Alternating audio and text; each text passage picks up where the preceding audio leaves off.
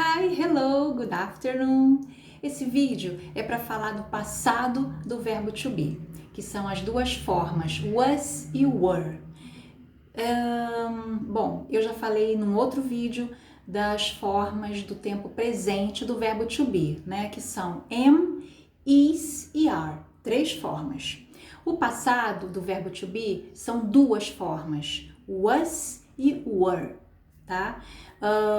O was, ele é conjugado com a primeira pessoa do singular, eu, I, e as 3 pessoas do singular, he, she e it, tá? Os pronomes, né, de terceira pessoa do singular, he, she, it. Então a gente também usa was, né? O were, que é a outra forma do passado do verbo to be, eu vou utilizar com os outros pronomes, ou seja, a segunda pessoa do singular, you, a primeira do plural, we, a segunda do plural, you, e a terceira do plural, they. Então, por exemplo, se eu falo assim, I was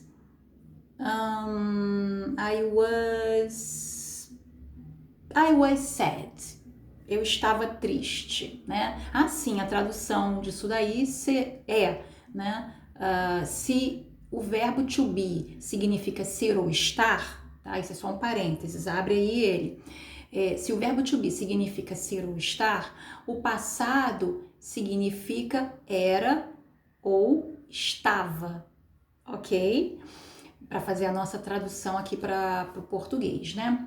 Então, ok. Então, voltando lá ao exemplo, fecha parênteses, voltando ao exemplo. I was sad. Eu estava triste. Uma frase afirmativa no passado.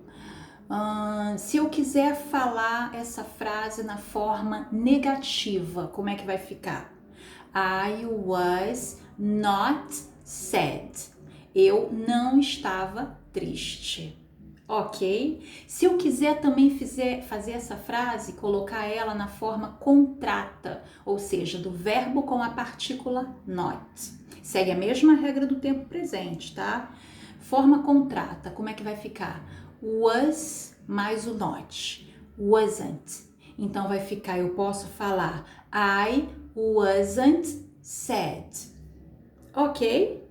Então é isso, muito simples, né? Muito simples. I was sad, eu estava triste, é uma frase afirmativa no passado. Essa mesma frase é na forma negativa, eu coloco o not após o verbo to be. Então vai ficar I was not sad. E se eu quiser fazer a forma contrata dessa forma negativa, dessa frase aí que está na forma negativa, eu posso falar I wasn't sad. Não se preocupa porque eu vou deixar isso tudo escrito lá na descrição desse vídeo. E se você gostou, dá um like. Se você não é inscrito no canal, se inscreve no canal, ativa o sininho para ficar sempre por dentro das últimas postagens e que eu faço aqui pelo canal, ok? Então é isso. Basicamente é isso daí que a gente precisava ver com o passado do verbo to be, que são as 2 formas, was e were. Você faz frase afirmativa, você coloca na negativa ela colocando a partícula not após o verbo e também fazendo a redução disso daí, da partícula do verbo com a partícula not, né? Wasn't. Wasn't, quando for was not, ou então weren't, quando for were not.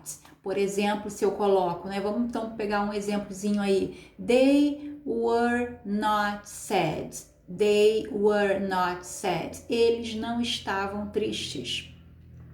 É uma frase que está na terceira pessoa do plural, é passado com o verbo to be, tá? Vamos colocar essa frase na forma negativa, como é que vai ficar? They were not sad. Deles não estavam tristes.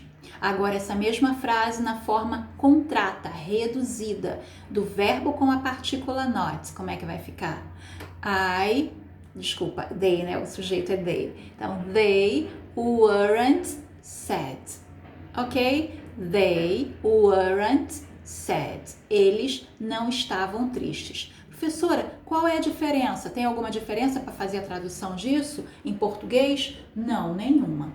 A partícula not, ela mais usada, a partícula not é de negação, né? A forma contrata da partícula not com o verbo, ela é simplesmente usada em contextos mais, menos, digamos assim, menos formais da língua, ou seja, mais coloquiais da língua. É que a gente faz redução. Isso acontece também para a língua portuguesa, tá? As contrações encontradas na língua, elas funcionam muito bem para contextos informais, ok? Contextos mais formais, você não deve fazer abreviações, não é legal, não é bem visto, tá? E não é bem correto também, certo? Bom, então, gente, é isso, já falei tudo que eu precisava falar aí. A atividade vai ser você pesquisar em fontes, assim, da língua, né?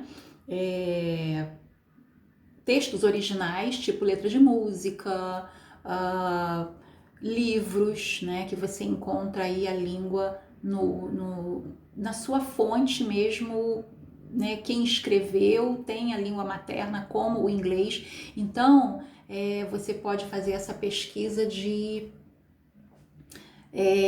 tirar frases, né, pesquisar, faz um escaneamento assim, só quero frase no passado com o verbo to be, então vai lá e coloca no seu caderno, coloca a fonte de onde você retirou, porque é legal, tá? Todo o trabalho fica muito mais bem apresentado dessa forma, quando você mostra a sua fonte, de onde você retirou aquela informação.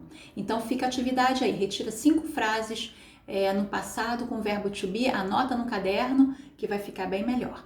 Bom, o próximo vídeo eu já falei do futuro, tá? Já tem vídeo de futuro com o verbo to be. O próximo, se eu não estou enganada, é falar do been, né? É o particípio presente.